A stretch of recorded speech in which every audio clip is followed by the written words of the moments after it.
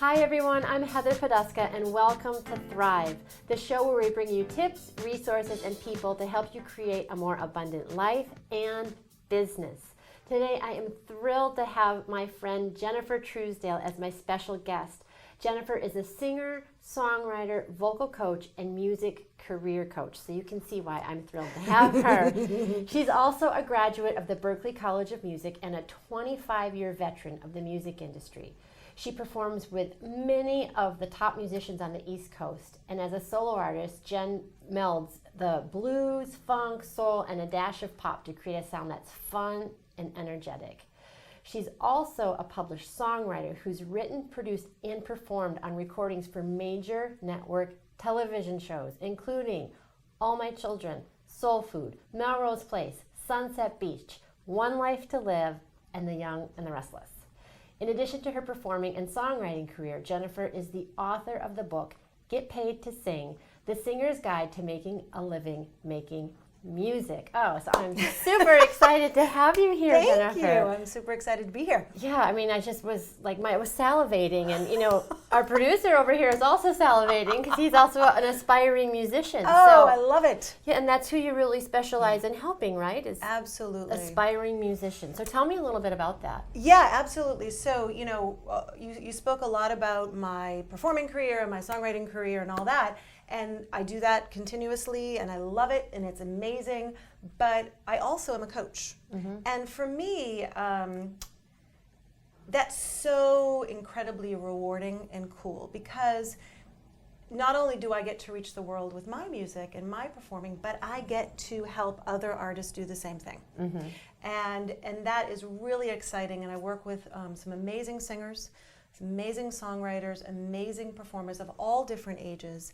And I just love helping them to find, discover, develop the tools that they need to continue to do that in a successful way. Yeah, that's so cool. It's really amazing. And it's so necessary because, you know, we live in the Boston area and there's a plethora of extremely talented musicians. Absolutely. Classical, rock, pop, folk, anything in this Absolutely. area, anything.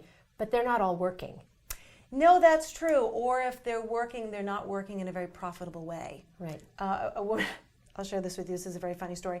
A woman that I know, I won't mention her name, she posted on Facebook recently. She's been a singer-musician for a really long time, professional working singer-musician, and she joked on Facebook the other day that she's taking some courses, music marketing for nonprofits or something to that effect. And she joked that her decades of experience of not making a profit in the arts would really work in her favor. And I laughed, but then I thought, oh, that's too bad. Yeah.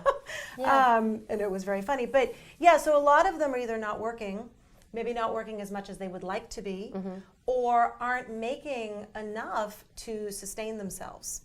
So, you know, that's important to me to help them figure out how to do that. So where do you think obviously they're talented, right? Mm-hmm. I mean, you have to be talented, right? So, absolutely. So saying that's baseline, saying that that's a given, that you're a talented musician. Mm-hmm. Where do musicians fall off the track? Where are they missing the mark? Yeah, well, so one of the main ways that they kind of miss the mark or fall off the track is they don't realize all the potential ways to make a living doing what they love to do. Like, for example, you know, maybe each one of these things that I'm about to mention isn't your ultimate goal. Mm-hmm. It's not the end game for you. Mm-hmm. But it's a way that while you're working towards that end game, you can be earning a living to help you do just that. So say, for example, you're in a band. Maybe you're in a rock band and you're writing songs and you're trying to get into festivals, or you're trying to maybe get a record deal, or you're trying to put on a successful tour. You know, none of those things are going to generate much income right now. Mm-hmm. So you have a choice. You can either live in your parents' basement for a really long time, which is fine. If you like your parents. Which is fine. Or if you have a spouse who makes really good money and is willing to support you in this endeavor, that's great. But for a lot of us, you know, that was never the case. Mm-hmm. So finding ways to make your living doing what you love to do while also doing this thing that could ultimately earn you good revenues later on. It's kind of like your startup. You're starting a business. So, some of the ways that musicians that I know, can make money making music is through other kinds of gigs. Let's say you're a really good keyboard player. Well, you may be working with a band and composing your own music, but you could also pick up gigs doing weddings, corporate functions, some clubs pay all right, teaching. These are ways that you can make money making music. So let me ask you a question about that, because I don't know if everybody knows my background is as an opera singer. So right. It's classical, and there was always, when I was at conservatory, there was always this huge stigma about teaching. That if isn't that so interesting? Yeah, that if you, and I'm wondering if it's a classical music industry thing or if it's a thing about being young. That when you're younger, right. that you have this dream of being the next. And sort of like if you're teaching, you've kind of given up on that dream. Yeah, right. That's really fascinating. I think it's probably both. The classical world, I'm not as familiar with the classical world, coming from a more contemporary music background, but for example, I went to school at Berklee College of Music, right. and most of my musician friends teach there. And they tour, during the summer months, or sometimes they're on tour with huge artists. Musician I know just got re-signed to the Britney Spears Las Vegas thing. He's out there. Wow. And when he's not doing that, he's teaching. People who teach at Berklee, they go on tour, and then they come back and they teach more. And Berklee is always endeavoring to hire instructors and teachers who are working touring musicians, because they know that the students there want that. Right. They want to be taught by people who have real world working experience. So for the contemporary world, teaching is not an indicator that you've given up on your playing. That's so cool. I would career. love that. Yeah. Not at all, not by a long shot. Yeah. I would say the vast majority of musicians that I know are doing both. Well, and it gives you the best of both worlds. It totally does. Because, I mean, everybody's different, but I wouldn't want to live on a bus, everybody's different. And some people do, right? Yeah. But if you're someone who wants more stability in your life, right? But not all stability, right? I mean, especially if you're a rocker. I mean, you probably don't want all stability, right? Right. You want some Vegas in your life. Yeah. But then you get both. You get right that lifestyle, and you get this other lifestyle, and a little bit more stability. Yeah. And another way that musicians are making money is through song licensing. It's called sync licensing, where you license your song to be used by a television show, an advertising company, a movie. I've had a lot of song placements in TV shows. Wow. And so that's a way to generate, we call it mail money in my house, to generate an income after you've created the product. That's so so maybe cool. it goes on your CD, but you also send it out to music publishers and licensing companies who then submit and work your material to these companies and these networks. That's so cool. So when you're at home watching The Young and the Restless, and you hear your song, come on. I have to confess, I don't think any of those placements I actually saw the show. Someone just called me and said, "Hey, you had your song on the show today." I'm like, "Oh, that's awesome!" Yeah. And then I get my check in the mail. That's awesome. Well, that's even awesomer, right? So so there's a lot of ways. I also know a lot of singers who work on cruise ships. So if you're young and you don't have a house and a family and commitments and can be gone for 6 to 12 months out of the year, performing on cruise ships can be fantastic. And these are all, whether it's cruise ships or a wedding band, which some people go, wedding band, but those kinds of work opportunities are an incredible training ground for singers. I mean, think about it. You're having to learn 60 to 100 songs. You're having to perform night after night after night after night. Keeps you vocally conditioned. You're thinking on your feet all the time. So it's an amazing training ground, particularly for young singers. I tell all the singers that I work with, just get as many different kinds of gigs as you can so that you develop a repertoire and a skill set that makes you very hireable. You want to be hireable. Yeah. So besides talent, Yeah. What are some of the things in their toolbox that does make you hireable? So things that make you hireable is a large repertoire. Okay. Yep. If a band leader calls you and says, hey, do you know this song, that, and you say, yep, Mm-hmm. you're going to get hired. Mm-hmm. Reliability. Mm-hmm. I mean, silly. Showing up on time, being prepared, looking good. Yes. You don't have to be beautiful, but you have to be well-groomed. Right. And you have to be, you want to dress appropriate for the gig. Mm-hmm. You know, if you get a gig with a rock band, well, you're not going to wear a ball gown. Of course not. You're going to wear what's appropriate. I might wear a ball gown. You know what I mean? So it's like knowing what's called for on the gig, right, and being on brand. On brand. On brand, right. Exactly. So if you're called to play a gala event, sing at a gala event, well, then you wear your ball gown. Mm-hmm. Or you wear your beautiful cocktail dress. Or guys, you wear your nice suit. If you're called to do a club gig with a thrash metal band and that's what you want to do, well, you put on those leather pants and you go to town. Is that something that you help clients do, is to establish their brand image? What I help them to do, I help them to establish their brand image, but mostly I help them to establish who they are as an artist. Because here's the thing, you know, we talk about making money, and everybody wants to earn a living with their music. But mostly as artists, we do what we do because we love it. So you have to ask yourself, who am I as an artist? And how do I want to represent that? So part of that is your brand image. Well, I was just going to say that that's branding. Right. I mean, whether you're a musician or an entrepreneur or anything else, that it's always a question of, or a human being, not just, not a business person or a musician, as a human being. How do I want to show up in the world? Who am I? How do I want to express myself? How do I want to give and show value to other people? So it's universal, that idea. Absolutely. And for singers, you hit up on something I want to mention. You know, for singers, when I'm working with singers on song choices and repertoire, you know, we talk a lot about what kind of message do you want to share with the world? You know, and is this song in line with that? You know, because there's a lot of songs, whether you're writing a song or you're covering a song, there's a lot of songs that maybe give messages that an artist doesn't want to convey. If it's a song of anger or hatred or something else.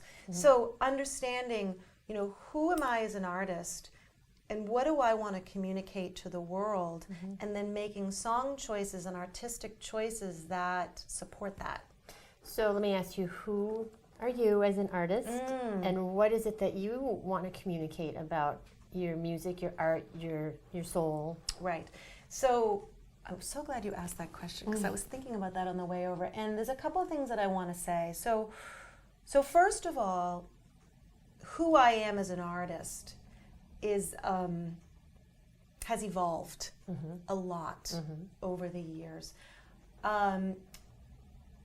Stylistically, I always fall into a soul, blues, jazz, funk. It's just, that's me. That feels like me. I always feel like the message I want to convey is one of genuine, authentic love, caring, hope. They're not all positive songs. Songs that I write, as you know, as a songwriter, I write songs that are about emotions and things that I happen to be feeling at that time. So they're not all cheery. But don't you think that, I mean, because a lot of opera is very melodramatic, but when you have a song, it's a channel for people to be able to experience and express those feelings and have access to those feelings, so they don't go axe murders. Well, and so that's why, you know, for me as an artist, and I'm not saying that everybody has to do this, I always strive to convey messages that are in some way emotionally uplifting and authentic. And real, you know, really real. So, and then as an artist, I also recognize that My personal reach is limited. I'm one person. Right. I can reach an audience in front of me, I can record an album, and I can reach the people that listen to that. But me as one individual, I'm just me as one individual.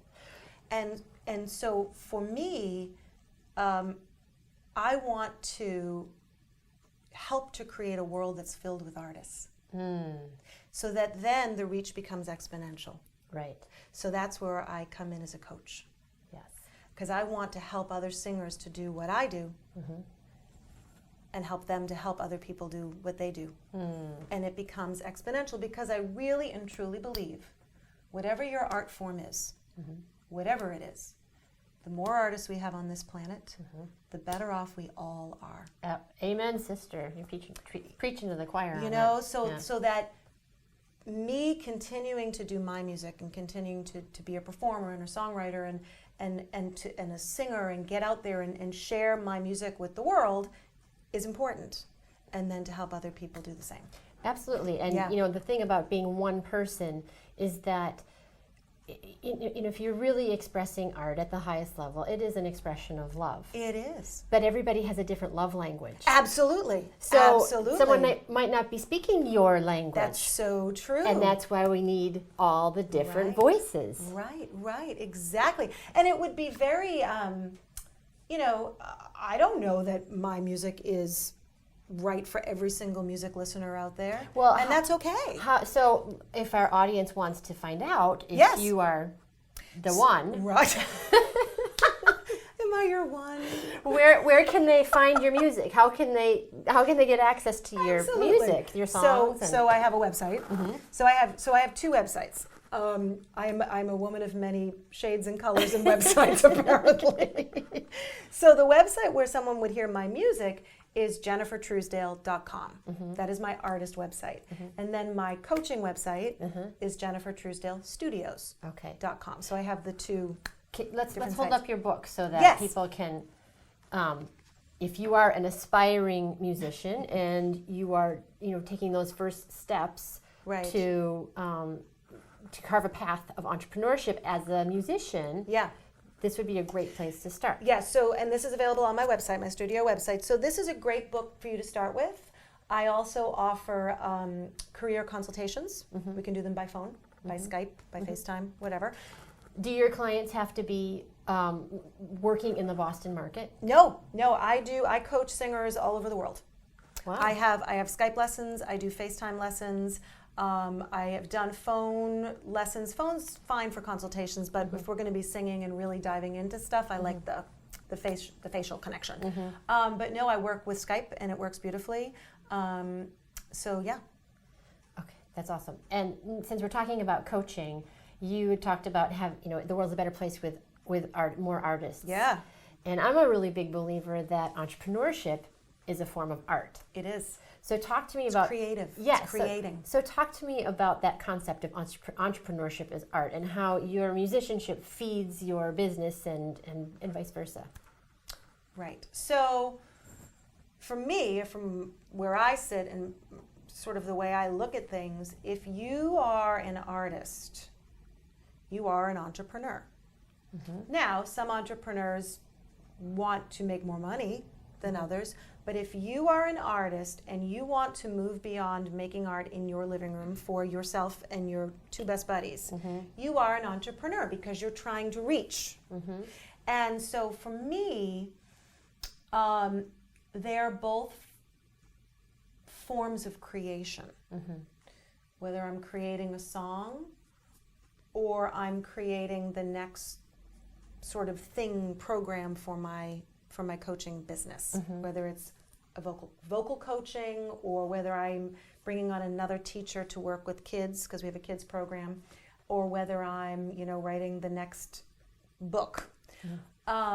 They're all forms of creation. So artists and entrepreneurs, we're all very alike. We're constantly creating, and we're constantly creating out of nothing. There was nothing there before we started to create it. So artists and entrepreneurs are very similar. And so for me, it's so funny. I started as a singer, and then I became a vocal coach. I was strictly a vocal coach. working on vocal technique, song repertoire. That was great. Yeah.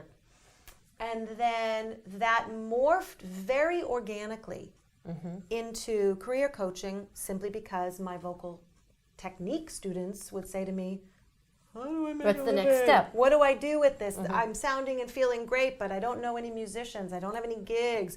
I'm not making any money. And, my wife's about to kick me out of the house if I don't start making some money. So, it just sort of evolved. And then, the kids program kind of evolved from that, because people kept saying to me, wow, I love what you're doing. How young can you start working with kids? And I thought, well, you know what? While you have to be careful with vocal technique with children, start developing musicians and artists from the get-go. Right. So we do, piano and vocal performance and, basic vocal, developing good habits about singing and all that. And then we move them along. And I feel like we're just, in all these different facets of my business, it's a way for art to be created. And it's sort of my own artistic endeavors just feed that, and vice versa. That's awesome. I know. So it's really cool. You started singer, vocal coach, music career coach. What's the next? Where do you see the next awesome version of Jennifer Truesdale? I know, it's crazy. So, it's so funny because I'm working on a new CD right now. So that part of me continues. I have an assistant teacher who works with me, and I'm about to start training another assistant teacher to work with my kids.